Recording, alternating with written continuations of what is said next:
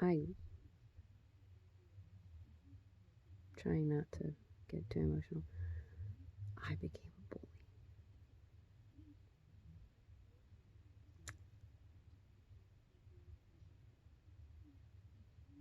I'm sorry. I know that that's. I know it doesn't mean a whole lot of the hill of beans to anybody else, but I can remember faces. I can remember promises that I would make. I didn't keep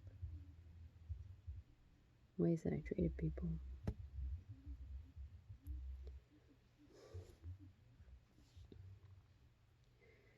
I remember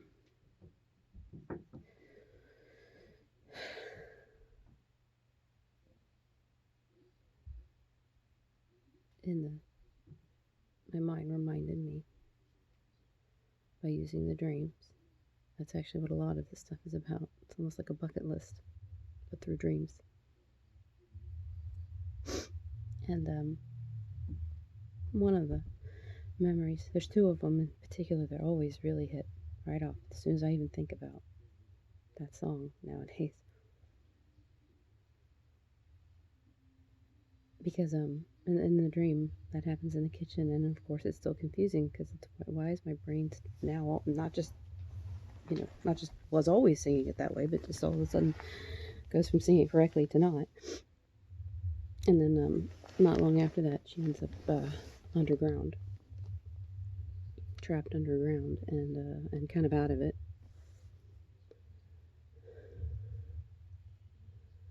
And then the message starts becoming more clear because the memories actually start coming about. The more of the words change, and they remind her of when she was a teenager and she had a life. See, I was homeschooled after going through being bullied. My parents pulled us from school and started homeschooling us. And so then all the children, I have 6 brothers and 1 sister, and so all the children after that, some of them never even really experienced, some of them never experienced school. The last few never even went to a school, I don't think. But, my mom, she wasn't like the most social bug. Like my aunt, she also homeschooled her children, but she was a social person. So she would make social meetings with other homeschool families and go out and do things. And then they were also part of sports and all kinds of stuff.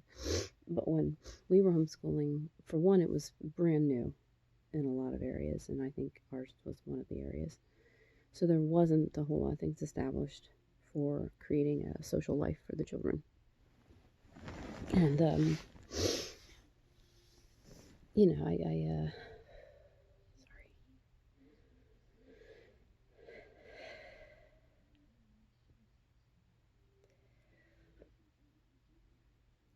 Um, anyway, sorry, I'm really not good at this. So my younger siblings didn't have any social life.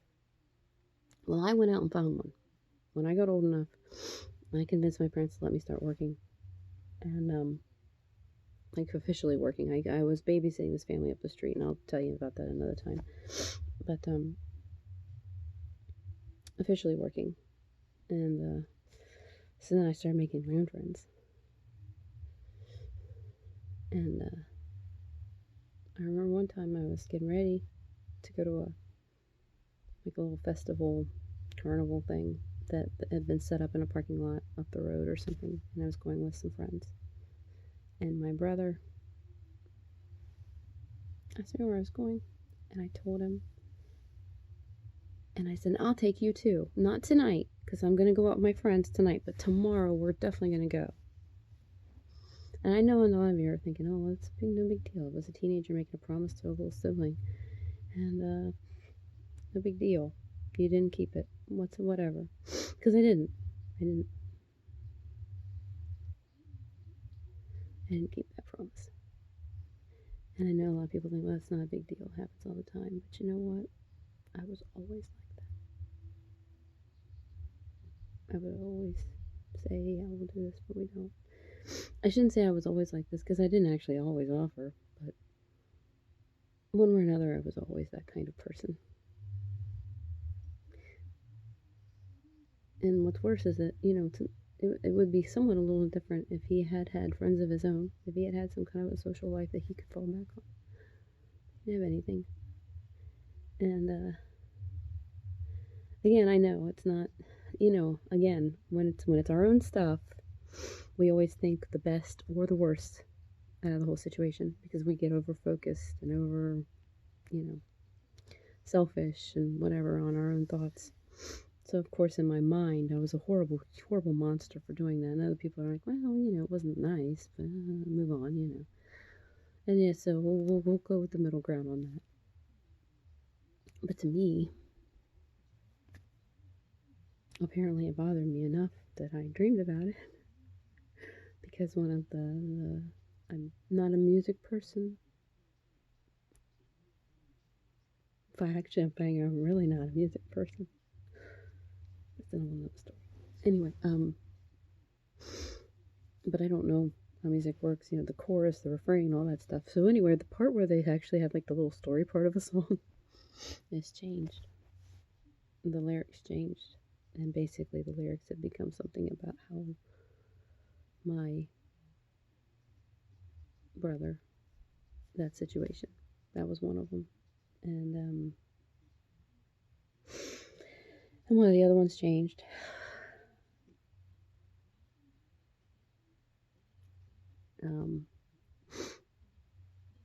That was what me. Gosh, I was such a selfish person at times.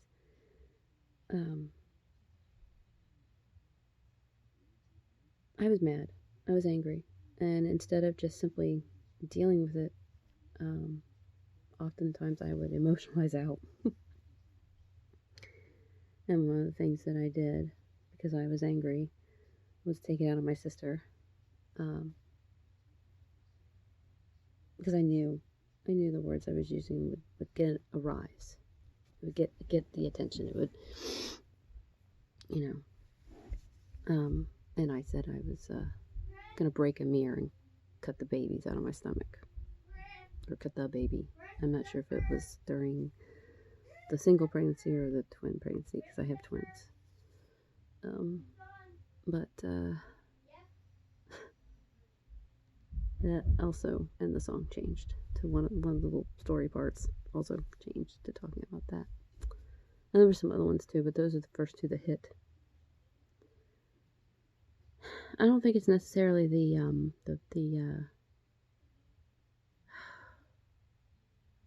because I probably have worse memories, times where I was worse than that even. But for some reason, those just those kind of sting inside my own mind. So anyway, the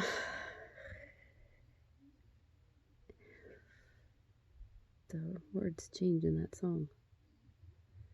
So of course, I would have to get in touch with them if I wanted to write that. Because of changing that song.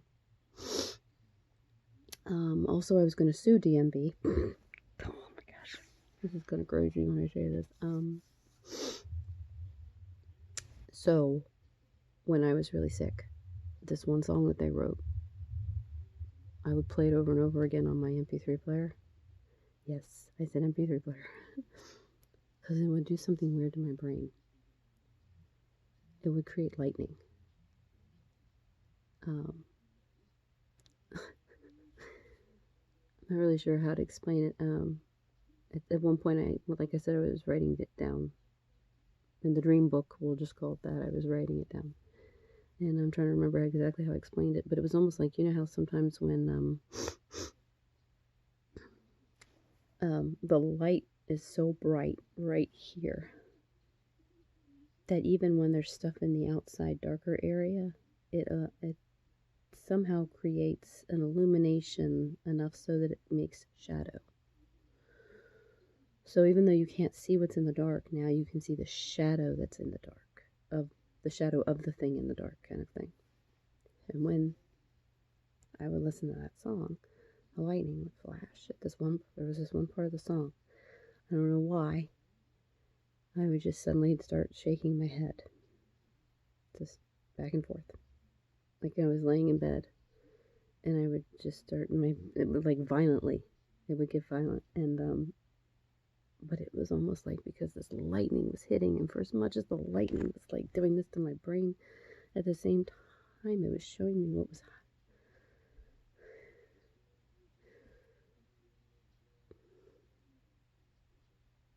It was showing me the shadows. Um,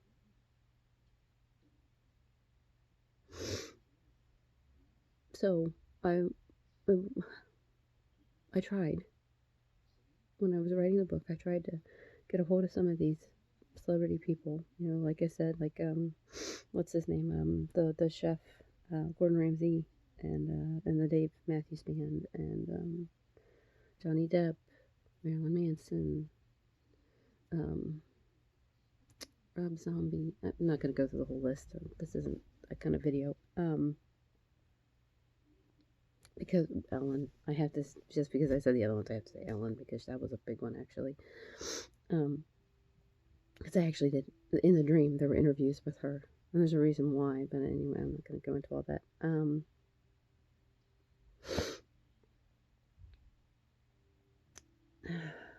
Sorry, I tried to get a hold of these people. I tried to go through the correct lines. I didn't actually have to speak to them. I didn't need to actually speak to them, see them, anything. I just wanted to make sure it would be okay for me to do this. I wasn't going to make any money off the book because, like I said, they were just dreams that I wrote down. What's the big deal? You know, no real effort or anything. And because the theory was actually going to be included in the book, it was actually going to be a part of it. I don't care. It's not about money. It was about someone hearing you. You know, there's times where you're alone and you're crying in the dark, all alone, and there's nobody.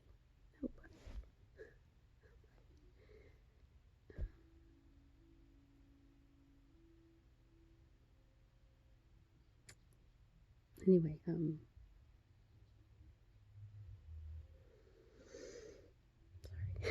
I really try to keep a whole lot of emotion out of this stuff. I really, really do, but sometimes it just hits.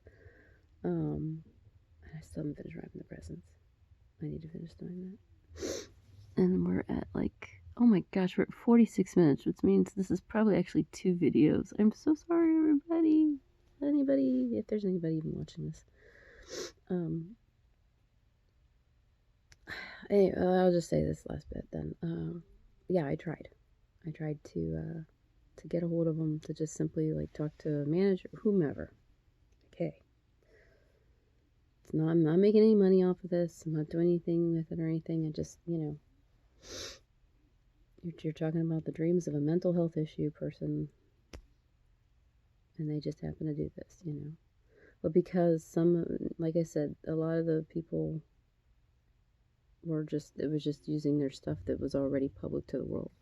But the reason for having to get a hold of some of these people was because I was actually changing them. Like I was saying with Ellen, there were actually like interviews, because as this girl is staying in this warehouse and these things are happening to her involving the mental health issues, she would have dreams where she would be having these interviews with Ellen, you know, like on the show kind of thing, talking about how this stuff was happening, how it was affecting her, things like that.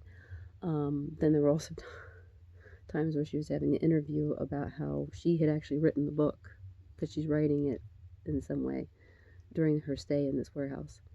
And so then there's like interviews for like during the time of being in the warehouse, and then also even reviews about like kind of like almost like after leaving the warehouse, you know, and how things were affecting her and the people in that warehouse and the mental stuff that she was seeing happening around her in this funhouse warehouse thing.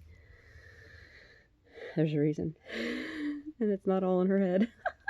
But anyway. So yeah, so there's, you know, then that actually is putting words in her mouth, in Ellen's mouth. It's not where It's not like taking a song and just playing the song out the way it was. It's actually changing a person's words. So, kind of legally speaking, can't really do that. The one guy, oh, the Amazon owner. There was the one dream that involved the Amazon owner. And all it was just asking permission because in the dream, he gave someone else's personal information.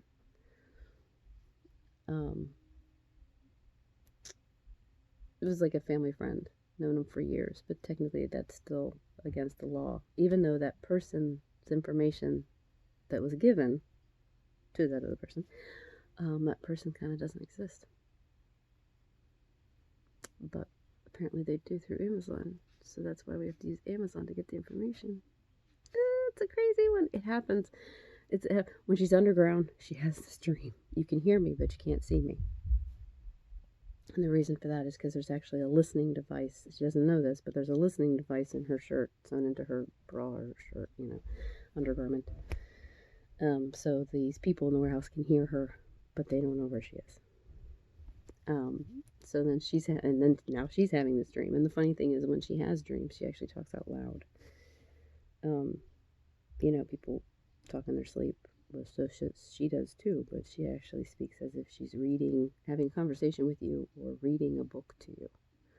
But it's so quiet. And this is one of the reasons for the listening device, because it's so quiet when she's saying these dreams out loud while she's sleeping, that you can't even catch all the words. Even if you're like right next to her listening, you can't catch all the words because it's so quiet. So the listening device not only catches on the sound, but also picks up on the vibrations coming from her throat. So it can it's like a predictive text type thing, kind of guesses what the word is that she's saying so that it can fill that in to the transcript that's coming up on the computer.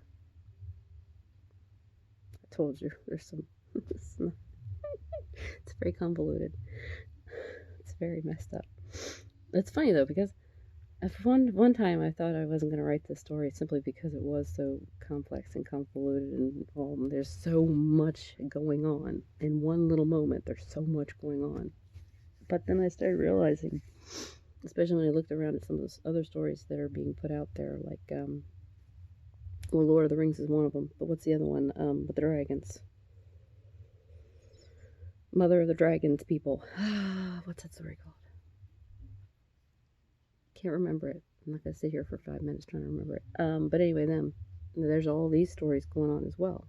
So there's a lot of complexity. And so then I was like, well, maybe the world is okay with complex stories.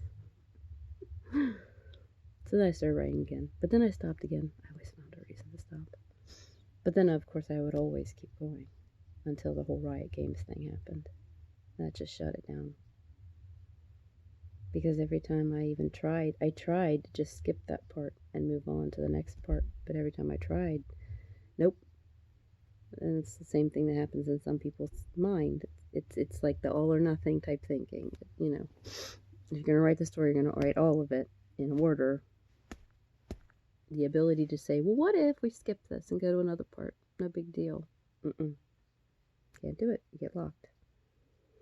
It's how it works sometimes. Sorry. And the weird thing is, I still continued having the dreams, so at least I would kind of like jot them down like in my phone. Excuse me.